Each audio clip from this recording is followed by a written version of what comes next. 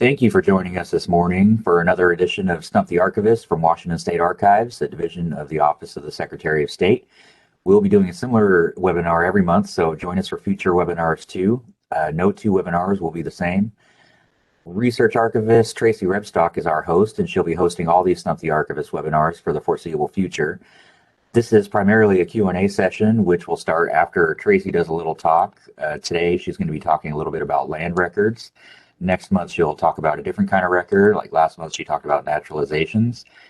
After she does her little talk, feel free to chime in with any questions or go ahead and put your questions in the comment section, which you can find by clicking the conversation bubble icon that should be located on the bottom right of your screen. If you enter your questions in there, I'll go ahead and read off the questions to Tracy. And without further ado, Tracy, take it away. My name is Tracy Rebstock. I am one of the research archivists here at the Washington State Archives. We are a division under the Office of the Secretary of State, and we hold the state and local government records starting from about the territorial period, although we do have some older ones. So our territorial period started in 1853, and we do have some records from 1847. So that's our oldest record. And then it goes forward from there. And we collect both born digital and paper records here. And yes, people still create paper records. People ask that all the time. And the paper records we have are not all digitized. That's another fun fact.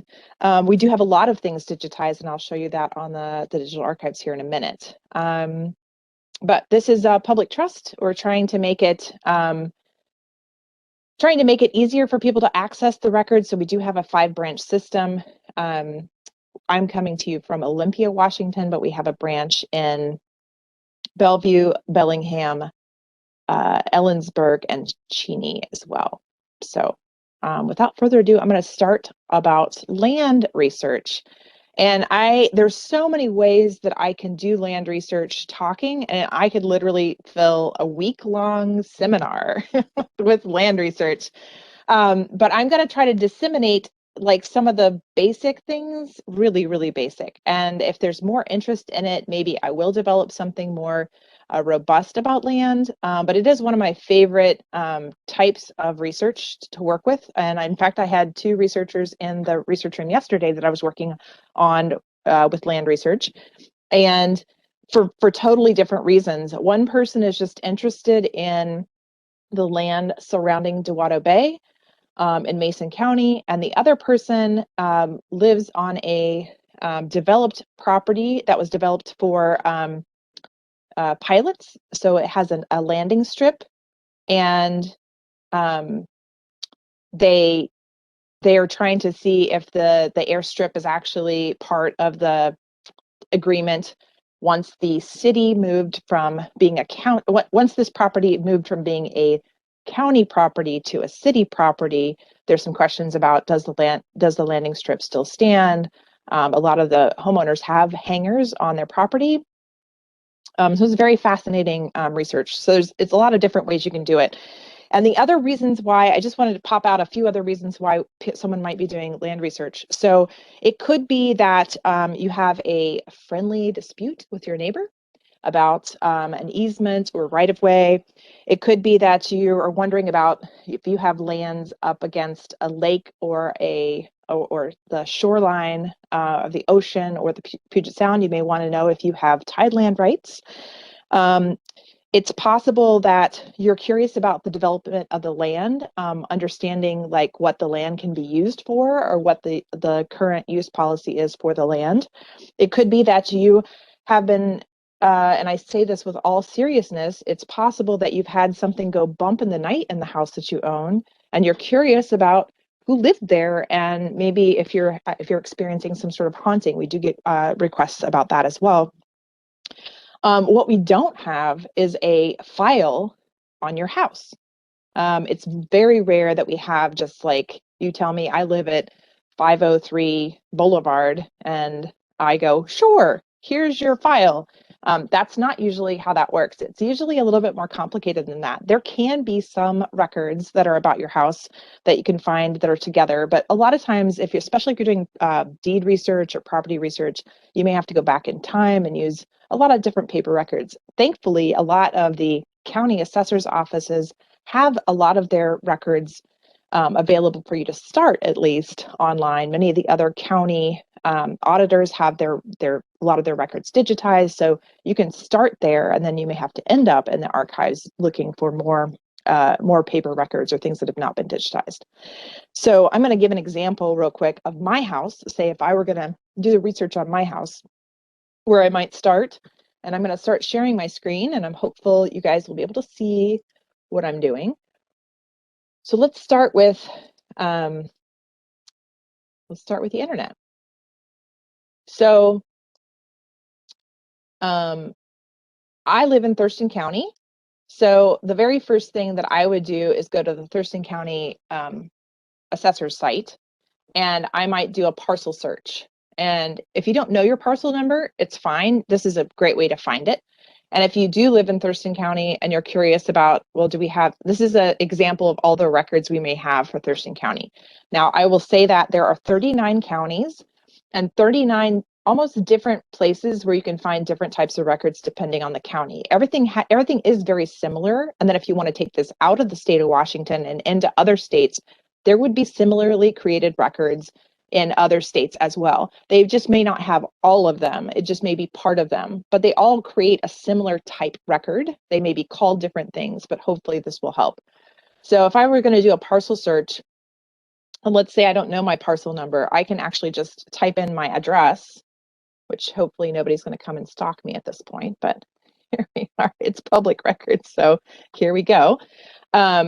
So this is my this is a link to my property parcel card. So there's a property record card number up here. This is a parcel number. Sometimes it can be representative of the section, township, and range of where you live, and sometimes it does not, depending on the county.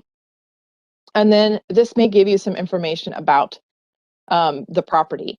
This piece, the abbreviated legal description, is very important. And it's mostly because that's how you can go into older records to look for things when you're doing your search, because often the parcel number is not something that was used in older times. And also, if you're looking for things before it was platted, you'll notice here there's a plat listing here. And before it was platted, it would have just been known by its section, township, and range. And that would be this information here. So I've got those highlighted there. So as you can see, there's some things that you can do here to just look at the different tabs that are here. So this is like kind of an overview. And then you can also look at things like structures. This may tell you a little bit about maybe when the house was built, approximately, the square footage, different things like that. There may be something about the land. There may be a sketch of the footprint of the house on there. There may be a photo, an older photo, depending. There may be, let's close that, go back to that. There may be some map information, which will take you to another spot. We're going to go back. There may be some stuff about the sales. So sometimes this will list, and I will say Thurston County in particular has a lot of great information about. So this is the surrounding properties, addresses around the house, and maybe what they were sold for, and you can do additional research for those. And then let me go back just a little bit. All my little tiny things here. And then you can look at a value report, which will take you from another site, and it'll give you some information about appraisals and things like that. All fascinating, all interesting. But what I wanted to do is I wanted to grab my parcel number because I wanted to look up my an old record of my house. So I took the parcel number and I plugged it into a system so I could look at some older sales that happened. So hopefully you guys can see my older parcel card here. So this is an old parcel card.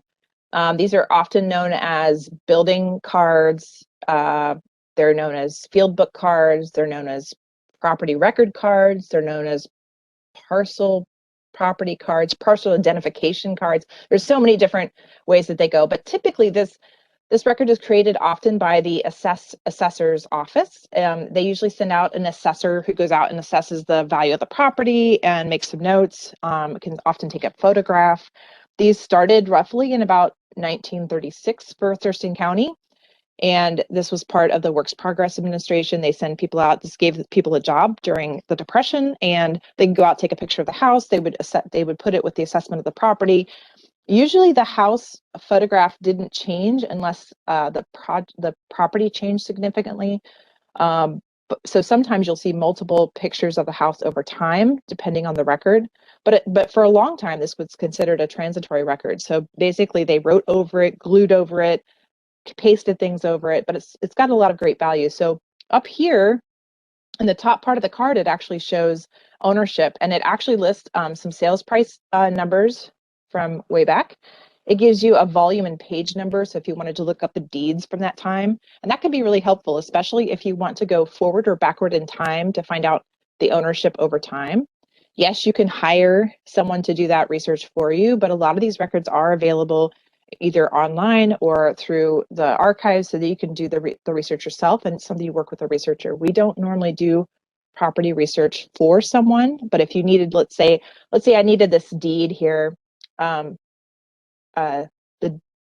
looks like Dialiot deed. Let's say I just wanted that deed. I could just email the research department here, and I could say, hey, can you get me this volume and page? And they could just scan and send it to me.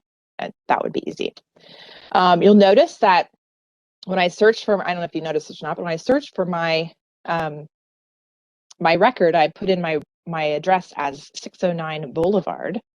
And you'll see that this listing here is 609 Grand Boulevard. So that would be interesting especially if I'm looking for other people who may have lived in my house. And one way I could do that is I can go to the state library and look at some of the old city directories, city or county directories, and look to see who may have lived in the house before. And that would list for several years, who actually lived in the house. Now, just because they lived in the house does not mean they owned the house. The other thing you'll notice here is there's a picture number right here. And that to me is, for a lot of people, is liquid gold. I work with my realtor here in Olympia. Her favorite thing to do when she's selling a house is find the historic photograph of the house that she's selling. So occasionally she'll ask me for a photograph of the house. So this is my house as it was taken in 1936. And it didn't change. The house has not really changed significantly. The big differences are there's actually a little garage back here, which does not exist. And then these two little monkey puzzle trees here are huge. They're massive, the biggest I've seen. They are a male and female, and they do produce nuts, which is really, really cool. A lot of people really enjoy that. So it's interesting to see how small they were. They were probably planted when the house was originally built, and they think that happened in 1925. But that may be something I want to research. So I just gave a lot of information about that. I want to share a couple other things with you before I move on to questions. And that is some resources you can use to do land research, and they vary in complexity, but I wanted to at least share them, and hopefully Jameson can capture some of the websites and put them in the chat if you're interested in them, or you might be able to see them on my screen. So let me go back to sharing the web, and I'll show you some of these. So I learned about, let's get rid of. So this is one of my favorite ones for people to use, and that's Glo Records .blm.gov, and this actually helps if you're starting at the very beginning. You want to know, I should say, the beginning of settler history. So the settlement of the land is recorded with the Bureau of Land Management. You can both look up federal land patents, and you can also look up the survey plats and field notes. And they are very beautiful maps. We actually have them in on the digital archives as well. And it gives you some information about when the survey was done. It may show land ownership or land patent numbers on the actual maps. And it may also give some additional features depending on the area. And then the land patents are actually searchable by last name, or you can search it. Sometimes you can also search it by that section, township, and range. So in this particular way, you could actually search for someone who had land in the area. Now, the surveys, I'll show you a quick example. So if you choose Washington State, you can choose, I'm going to choose Thurston County. I'm going to choose the most standard township and range just off the top of my head. And we're going to hit the surveys. Oh, sorry, I messed up. It should be 2 west, not 2 east. And when you mess up, you have to go back and it defaults to whatever it was before.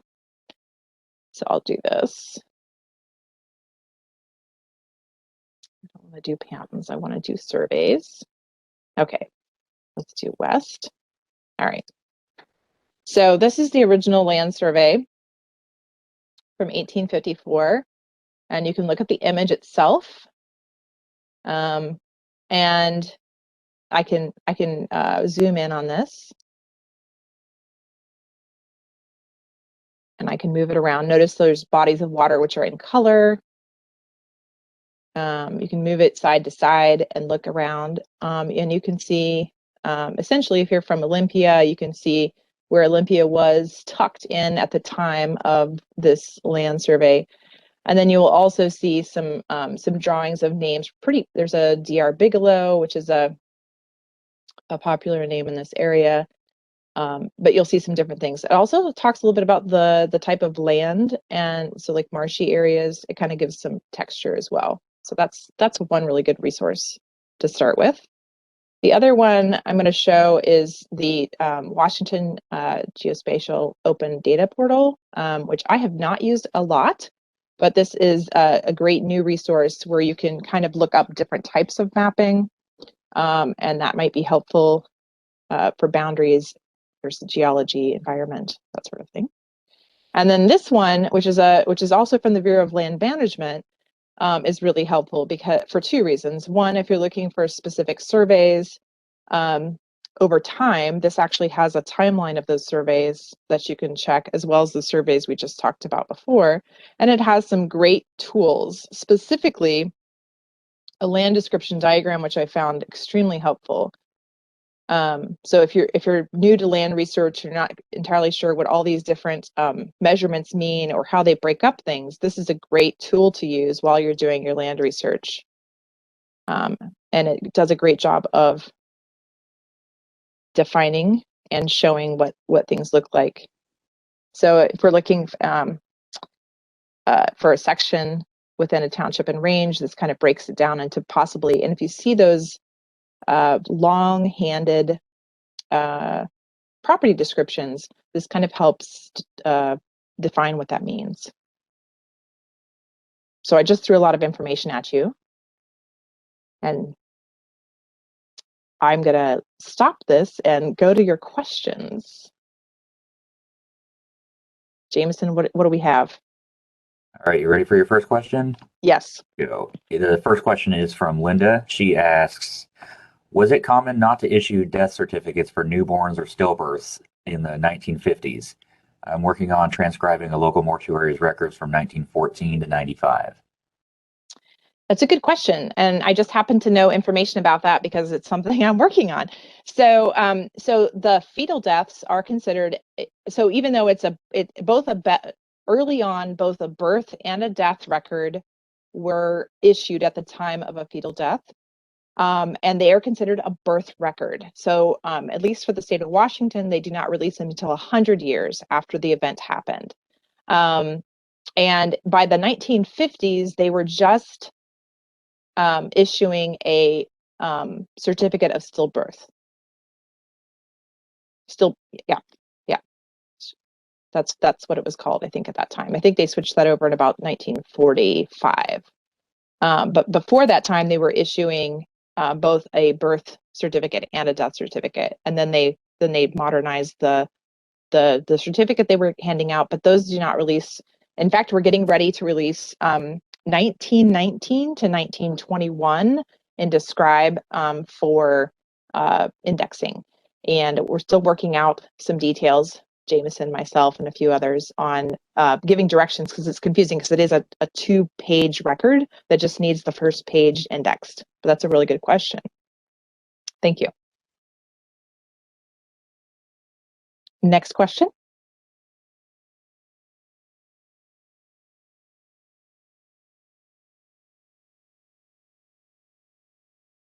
Jameson, Okay, sorry about that. The next question is, where would Benton County land records be for 1907 to 1940? Those should be with the with our central regional branch in Ellensburg. And that is assuming that the Benton County auditor has turned over the records to Central, and I believe they have. And there's one way you can kind of find out. I can show that really quickly. If you go to our website, let me get our website up. Move things around so I can see things. Let's do this. If you pull up our archival website, you can go to our branches to kind of see what's there. The Central Regional Branch is the one that covers Benton, Chelan, Douglas, Franklin, Grant, Kittitas, Klickitat, Okanagan, and Yakima counties. And you can view a listing of their records.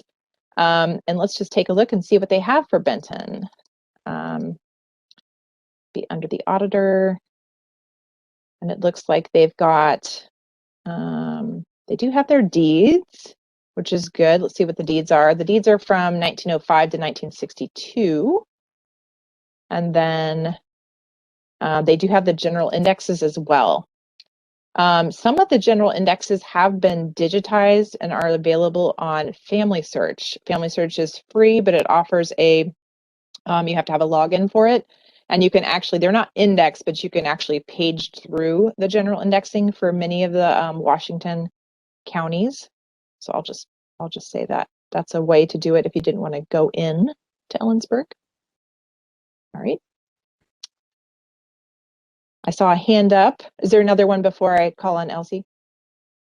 No, go ahead and take Elsie's question. All right, Elsie, you want to ask your question? Yes.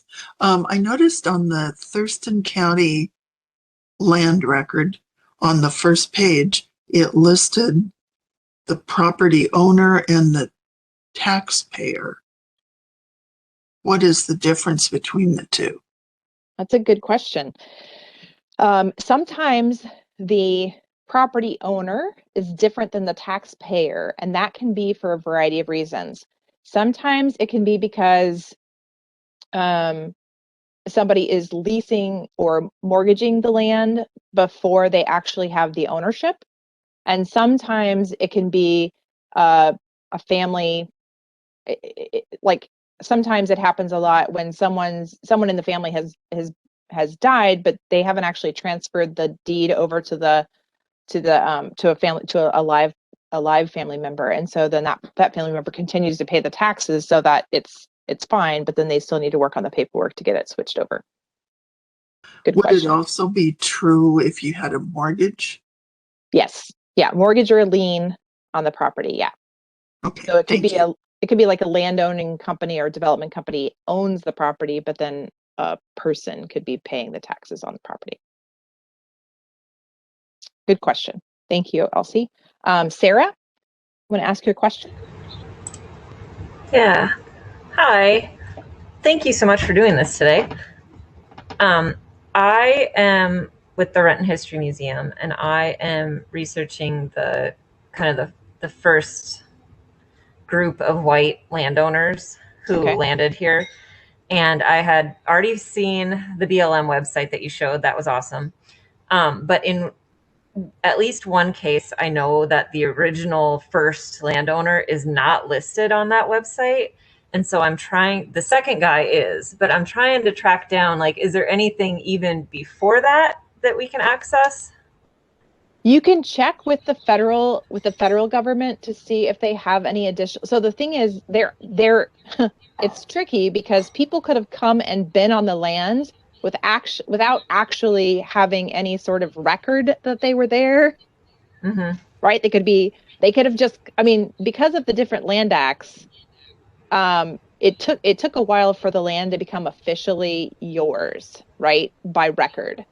So somebody could have come and said, well, I stake my claim in this part of Renton, and then never did anything beyond staking the claim, which is not the same as creating the record that's created for that, right?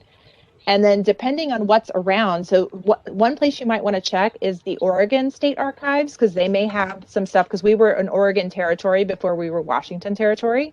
And if you're trying to go before the territorial period, I don't know what year you're looking for. I mean, it would have been around the same time that the other guys were here to begin with. So I don't know if it would go that far back, but.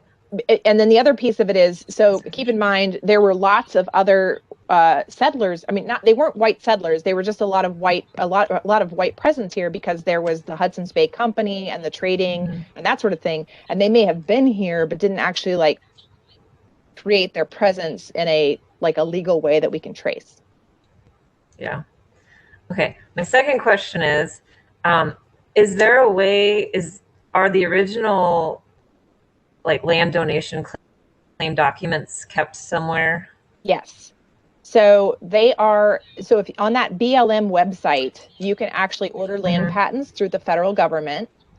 And occasionally, depending on how long of a time they own the land, once we became a state, and our laws kind of started to develop around 1890, 1891 here in Washington, a lot of people recorded their land patent with the local county auditor's office just to make sure it was officially on the record, that there was no chance of their land getting, sold off to somebody else because it wasn't on the record.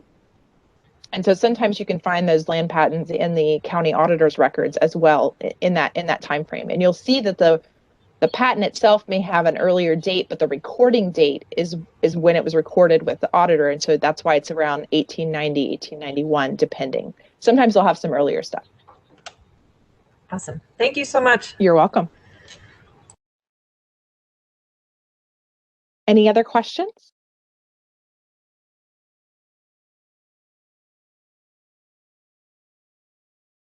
In our chat, or if anybody wants to just go for it. It does not have to be about land too. You don't feel like you need to focus on land. Hi, Tracy, this is Sarah. I was wondering, do you get questions at the archives from people who are not in Washington? Do you get international questions? Do you get questions from folks that are in far-flung places that are doing research on our state? Yes, I do. So actually this morning I got an email from a woman in Italy who is helping somebody with dual citizenship. And so I will be digging into some naturalization records to try to find those, get those certified and sent to her. We also have people who are researching their family, but they're not actually, they found that their family is from Washington, but they're from some other part of the state, or they're from Canada or Mexico or Germany or France, actually. And we worked for a long time with some researchers in France who were doing a rededication of a World War II memorial, and they were trying to do some research on some of the men from the United States who are still buried over there, and some of them were from Washington State. That's a good question, Sarah. Was the citizenship question, was it someone who was trying to establish Italian or trying to establish U.S. citizenship? They want dual citizenship, so they want it in both countries, and they have to establish their genealogy. Interesting. But they already have one, I presume, or no? Yes. A living person, right? Yes. Yeah. Okay. Yeah. Cool. Good question, Sarah. Yeah, we get it's a very interesting. We get a lot of questions about people are looking for marriage, birth, death, divorce because they're trying to either apply for visa status or dual citizenship or citizenship in another country. There's a lot of different ways that plays out when someone's doing some work overseas. Ready for your next question? Yes. All right. C asks, where would I find information about Purdy Railroad Station House near Wallula, Washington? So the rail records are kind of their own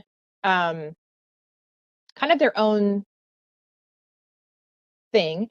I would recommend if you know what railroad it belonged to, they have their own archives and they have great records about their stations. So that would be a good place to start.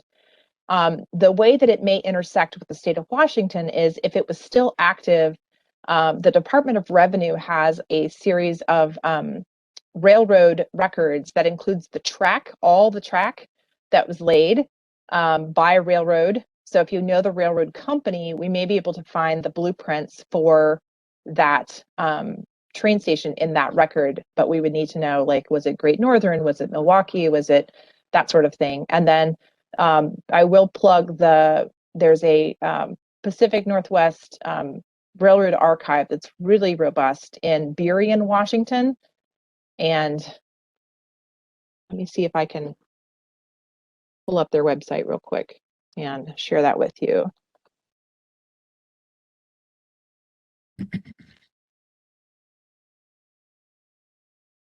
All right, let me share this with you real quick.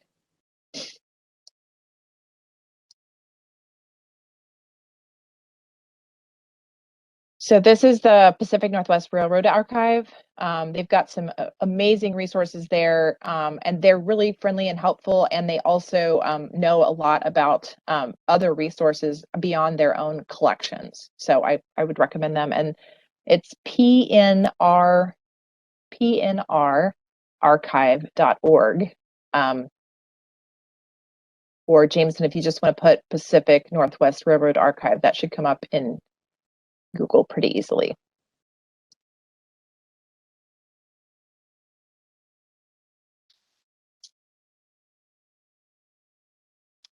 All right, I'm ready for my next question, Jameson. Kathy would like to know if she can look up divorce cases. Yes. So online on the digital archives, there's a master index for 1968, I'll say roughly July of 1968 forward, because that's when the Department of Health started to collect those statistics. If you're looking for a divorce prior to 1968, you will have to know the county in which the divorce came from. And you can go about it a couple different ways. Some of our archival branches have a Superior Court index that we can look for something. So if you know when it is, it's usually helpful if you at least know the year, and then you have the names of the parties. That's something you can email us and we can check for you. If you have no idea, and it could be any county, you might want to slowly but surely make your way through the different counties. But here's a couple tricks and tips about how to find a divorce. So sometimes if you can find the next marriage record, that may give you clues on the county it might be in. We have two counties in Washington that a lot of people got their divorces from. One is Wahkiakum and one is Lincoln County. And those are both because there was a lot less you didn't have to be in person, you were further away from the people you know, all those different reasons. So depending on the time frame, you can look that way. I will say that divorces are a permanent record of the court, so the Superior Court clerk may be able to help you with that as well, and they may have an index, but some of these are still on ye old paper indexes. So especially pre-1968. All right, does anybody have a question they want to ask? There's nothing, no new questions in the chat yet. Don't be shy. Feel free to unmute yourself and just chime in.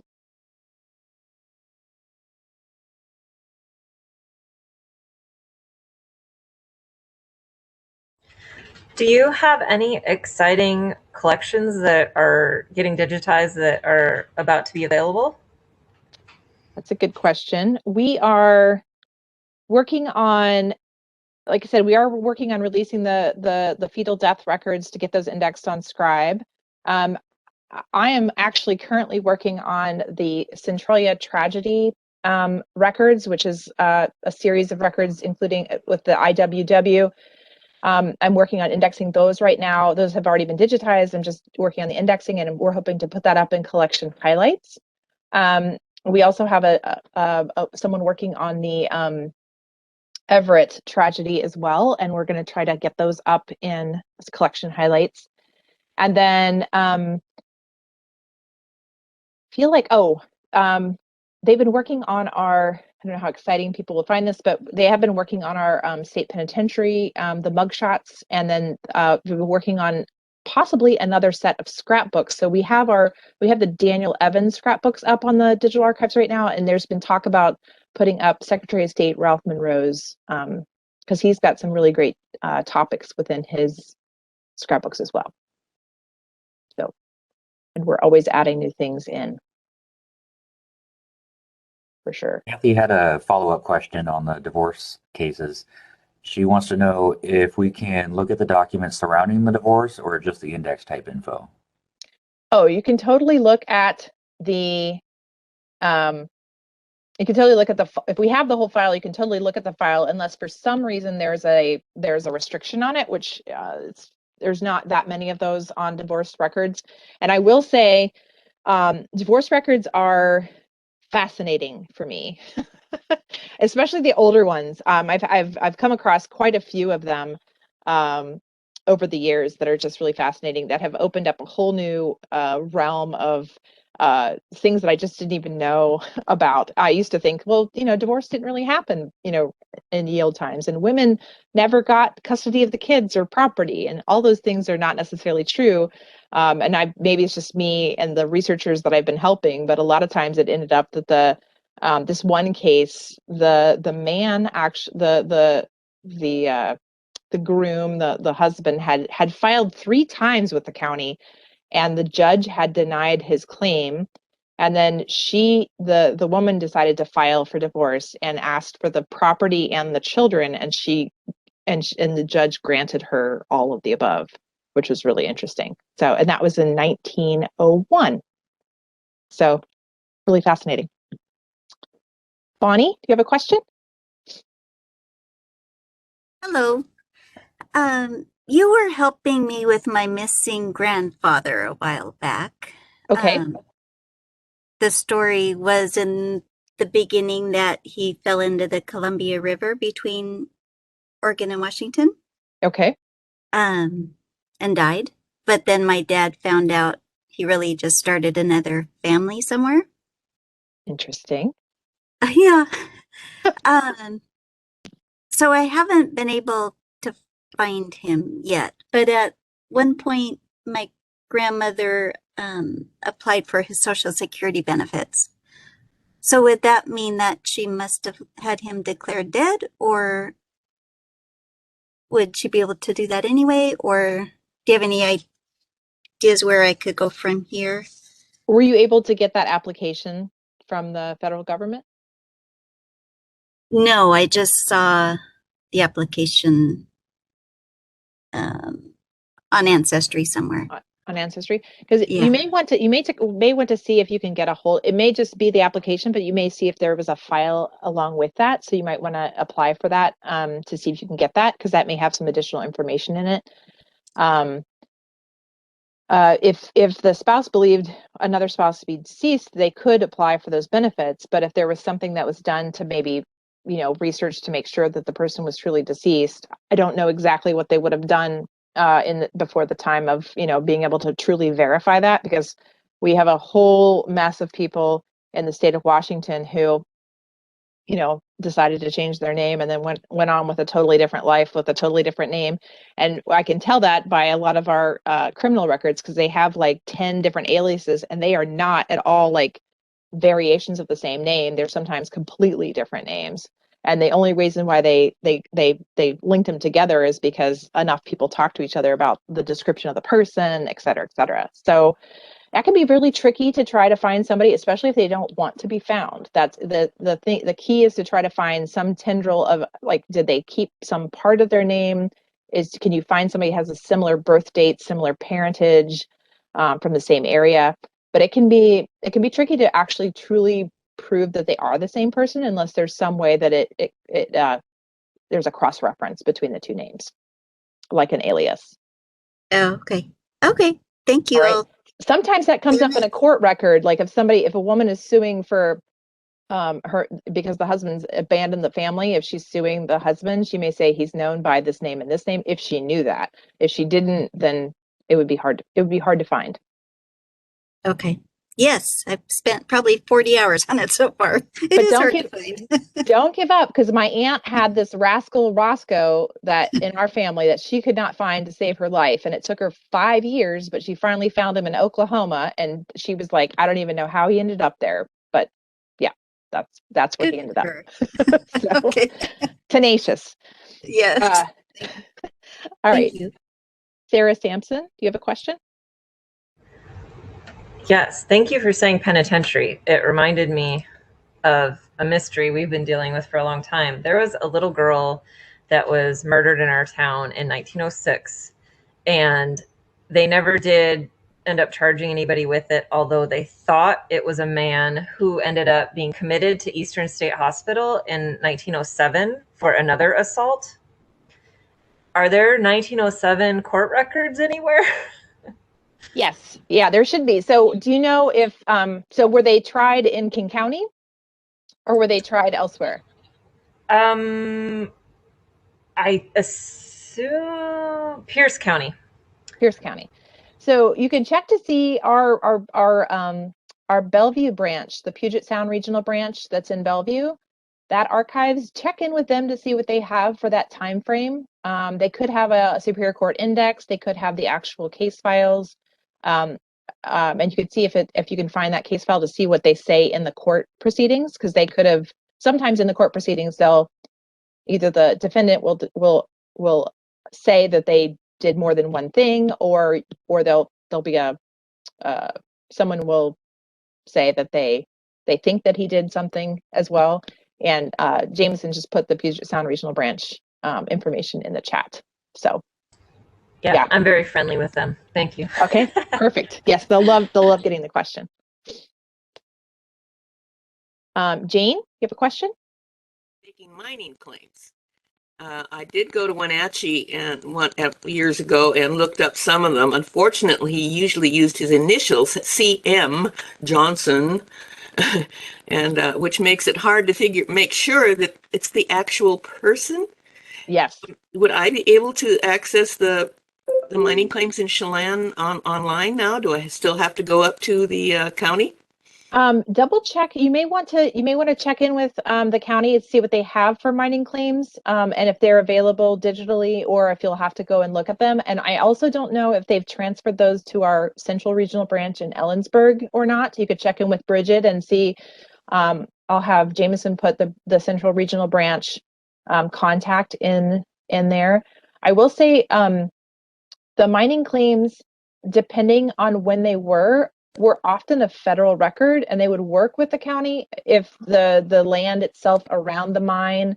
The tricky thing about mine and mineral rights is that it's a cross-jurisdictional claim. So it's not only a claim for the state of Washington or the state that they're in, but also with the federal government, because they regulate who's got access to resources. And back in the there are times when you can find that the mining claims or the mineral claims were given along with the land.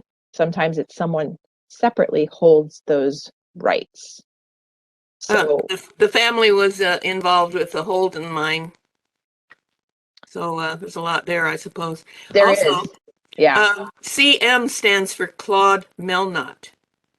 And I at one time put his name into the archives, and I came up with that is the name of a actor in a play that was given at Chelan before Claude was born. So apparently his mother named him for this actor in this play. Oh, interesting. But when I put that back in now, it doesn't come up again. Somehow I got the information from the archives the first time. And having a difficult time. I will say the digital archives is very precise. It's not a Boolean or it doesn't like think for you. Keyword searching, it can bring up even more things than you imagine. And then if you make it too precise, you won't get what you got the first time, which it can be very tricky. But it is, for its age, it's holding up pretty well. But I would recommend trying to check that in. The other thing is it's possible some of that stuff has come. We don't normally take things off the digital archives, but sometimes there were things that were put up that were not part of our collections, or we didn't have the rights to them, and so that's possible that as we've checked that over time, some of that stuff has come down. So it is interesting that there were other people named Claude Melnott because of that play. Definitely. Very old one. I think the first performance was in 1839, and it was very popular. Wow. And it came to Chelan, and I guess his mother was romantically inclined and named him after this person in a play. So definitely. Well, keep me posted on your mineral mining rights thing, because that is a piece of property research that's very interesting, and I've just recently just started the tip of the iceberg with that. I've been working with someone who's got mineral rights in Cowlitz County, and it's been interesting to find the original deed was actually from a railroad to the person, which was interesting. Yeah, sometimes we don't know that really, we just think about what the laws are saying now, and we don't know how they necessarily played out, in 1896 or 1907, right? Okay. Definitely. Thank you, Jane. Bonnie, do you have another question? Yeah, sorry. Especially since Sarah's online, I have kind of a two-parter. So my grandmother died, and she had 3 husbands, so I'm settling all of her affairs from 3 husbands. So husband number 3 was in World War II, and I have a bunch of photos from World War II and memorabilia like his Purple Heart and things. And again, another 40 hours of research trying to find any relatives for him. And it seemed like his only daughter died, and then I thought she was alive. And then his will said he didn't have any kids. So I think I gave up on finding any family. But where my mom is buried, the cemetery called me and said there was a guy that called them and thought they were a relative of third grandpa. And they wanted to contact me, and his name was Perry Mason. Have you heard of any people like posing and trying to get like inheritance or something? Or do you know of any Perry Mason scams, or could his name really be Perry Mason? That does sound extremely suspect. I would check on I think it's the Attorney General's office website has a consumer protection site that you can go on to see what the current scams are currently, to see what's there. And also that's a potential place you can go and report something. Oh, okay. And the second part of the question was for Sarah. I was wondering if the Renton Historical Museum would want the photo albums from World War II and his Purple Heart and that kind of thing, if he, I think, lived in Renton most of his life, if there's any interest there. Yeah, I'll put my email in the chat. Send me an email. Okay. Thank you. Great. Thanks. I love to connect people with their collection. That's like fascinating. What a great way to do that. I've been wanting to call forever, but I never have time. But yeah, so that was very convenient. Perfect. Thank you. Yeah, so her email's in the chat. Anybody else have any questions? But we're coming up at 6 minutes to the hour. We've had a lot of great discussion, a lot of great questions come out. Hopefully you've learned a little bit of something about land research. Like I said, I just barely tip of the iceberg. I always, we do have a research your property sheet that we pilfered from the city of Olympia's historical preservation site from some time ago. And it is a really good first step if you want to do property research, and that's whether it's your own property research or if you're wanting to do property research about an ancestor or about someone you're researching. If you want us to send you a copy of that, you can always email us at research@sos.wa.gov, and we can send you that sheet. I keep thinking that maybe someday in my spare time, I'll come up with a similar type sheet so that it kind of covers a little bit more, but it's basically geared towards the records that are available in Thurston County, but basically you could use it for any other county or any other state and another county as well, because often these records are created similarly in other places. I've got 5 minutes left. If anyone has one last question before we That close. research email will be included in at the very end. I'm going to put some links in the comment section, and the research email will be one of them. Okay. Thank you. All right, then I think we'll call it. We'll call it a day. Thank you so much for attending. Thank you for those of you with your questions. I always love answering them. We're trying to do this on the third Friday of each month. So I'll see you again in April. And I think I'm going to talk a little bit about schools and school records, just because I've had a lot of questions come up in the research that we've been doing. And so I thought it might be a good idea to talk a little bit about why people do school research and school type things. So I see that, yes, if people want to do a longer land research section, maybe that's something I can develop. I can't decide if I don't know if I can talk longer than an hour, but we'll see. We'll see what I can do. Maybe I can come up with something that's kind of interactive and interesting, because I feel like I don't want to lecture to people. I definitely want people to bring their projects and we can kind of work on them. So we'll see what we can do about that. And speaking of longer sessions or sessions of the same length, but talking longer about a certain subject, if anybody has a genealogy group or historical society, anything like that, that you want a presentation similar to this, where Tracy or somebody else, and I'm not trying to volunteer Tracy for more presentation work without talking to her first, but we have a number of people who are very good presenters who would love to do some sort of presentation like this for your group.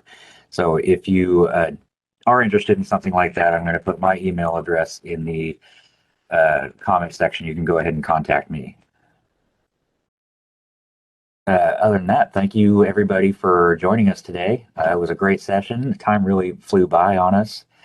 Got some great questions. I hope you enjoyed it. Look out for the invitation to the next event. You'll see that either in our newsletter or on Facebook or both. Have a good one. All right. Thank you, everybody.